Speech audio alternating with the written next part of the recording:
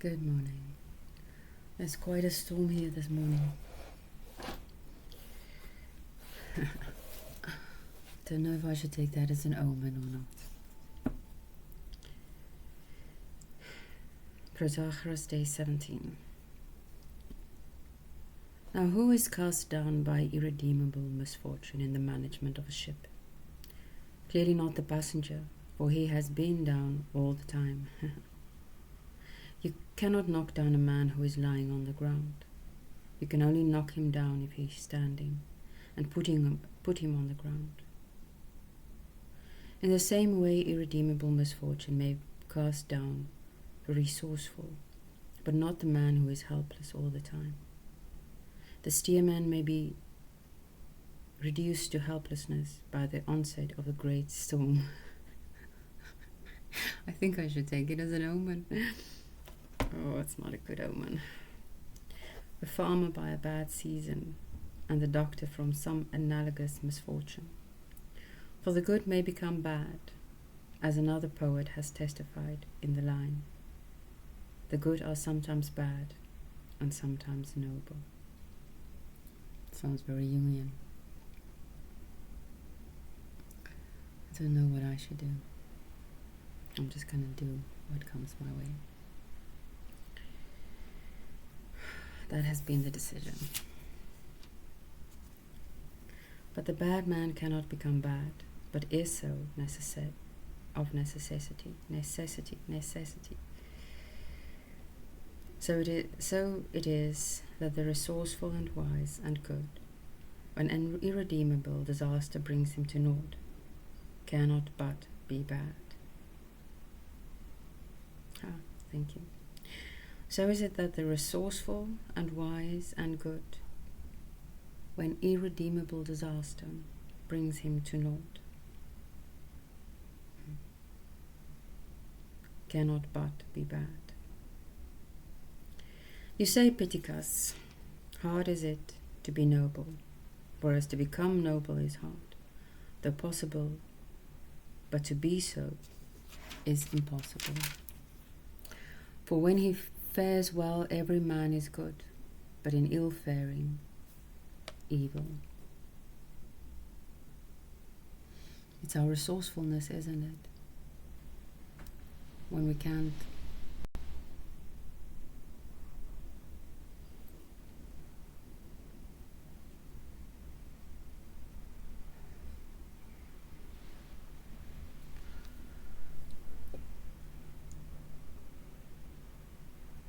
when the good is not an option.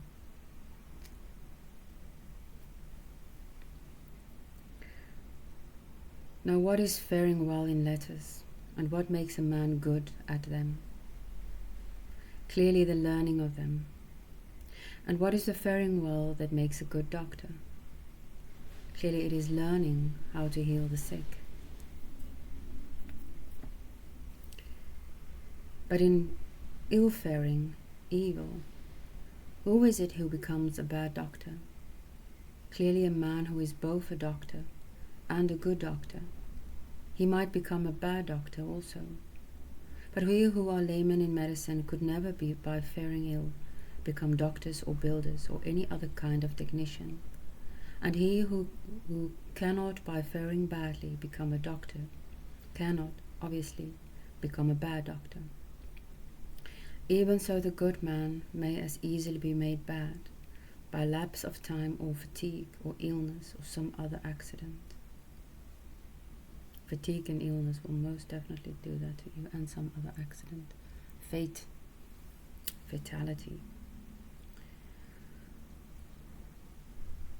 Seeing that this is the only real ill-faring, to be deprived of knowledge. Oh well, I love that. This is the only real ill-faring, to be deprived of knowledge.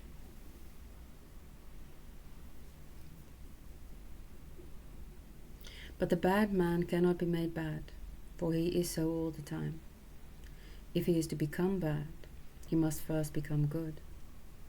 Thus his part of the poem also teaches the same lesson, that to be a good man, continuing good, is not possible, But a man may become good, and the same man bad, and those are best for the longest time, whom the gods love. Sola gratia, if not for the grace of God, there goes I. There goes. I don't know. All this then is aimed at Pittacus, and the next but even more plainly so. For he goes on, and this all is text analysis. This is so beautiful that he gets all of this from one poem. He is very much not keeping to the rules of only the intent of the author, I think. But he pretends to be, at least. He thinks, he claims that this is really what the poet meant. Then never shall I vainly cast away in hopeless search my little share of life, seeking a thing impossible to be, a man all blameless among those who reap the fruit of the broad earth. But should I find him, I'll send you word. Okay, I'm going to read this again. It's so beautiful. Then never shall I vainly cast away in hopeless search my little share of life, seeking a thing impossible to be.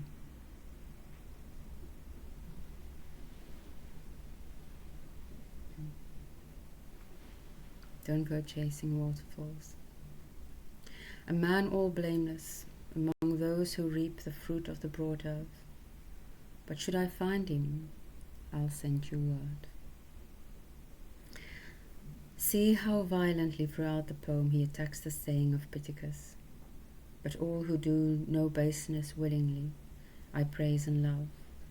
The gods themselves strive not against necessity.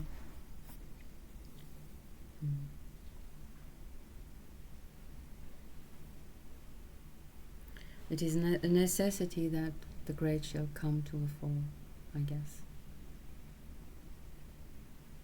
The good shall become bad.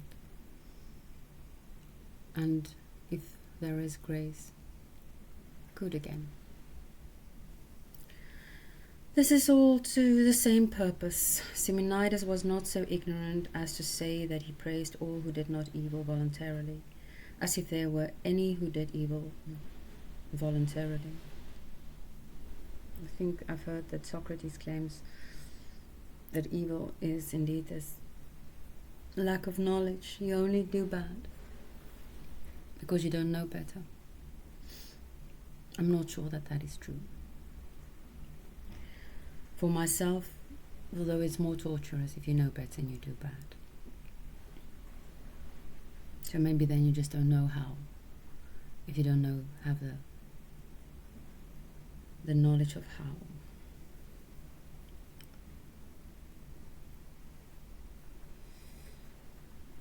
Procedural knowledge, I guess. For myself, I am fairly certain that no wise man believes anyone's sins willingly or willingly perpetrates any evil or base act. They know very well that all evil or base action is involuntarily.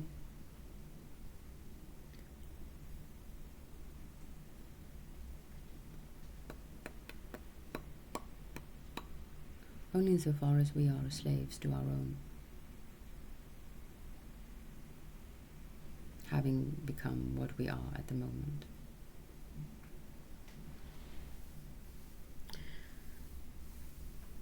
We're slaves to our own present condition. So here Simonides is not saying that he praises whoever does not even, who does no evil willingly. The word willingly applies to himself.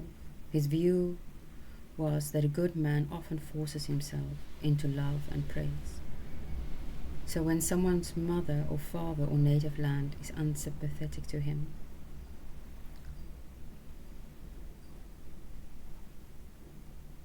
the less worthy, when they find themselves in such a position, seem to accept it happily and expose the unworthiness of parents or country with reproaches and denunciations, so that they may neglect their duty towards them without thereby incurring the blame or reproaches of others.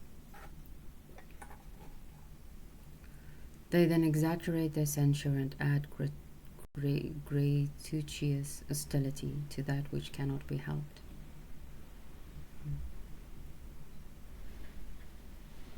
Good men, on the other hand, conceal such faults and are constrained to praise, and if they feel anger at some wrong done to them by parents or country, they calm themselves and seek reconciliation, compelling themselves to love and praise their own king. No doubt Simonides had in mind that he himself had often eulogized a tyrant or someone of that stamp, not of his own free will, but under compulsion. This then is addressed to Pittacus in particular. So I'm not sure if I understand him correctly, but it seems as if he's saying the man of lesser nobility, nobility being virtue, simply less like, well, I'm not to blame anyway, so I'm not even gonna try to be better. Well, the noble and good man, even when he becomes bad, keeps striving, keeps mourning his own badness, his own incapability to be good at times.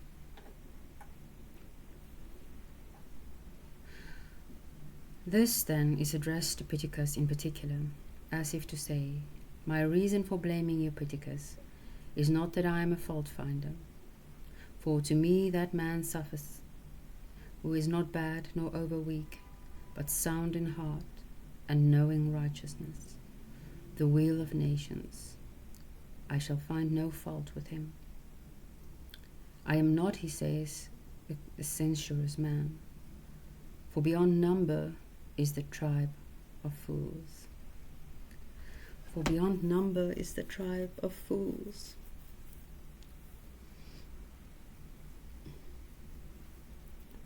So he replies, if anyone takes pleasure in fault-finding, he may have his fill in censuring them.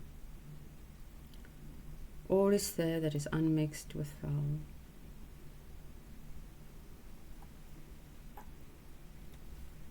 He does not say this in the sentence in which he might say, all is white that is unmixed with black. That would be ridiculous on many counts, but meaning that for his part he accepts without censure the middle state. I do not seek, he said, a man all blameless among those who reap the fruit of the broad earth, but should I find him, I'll send you word. I do not seek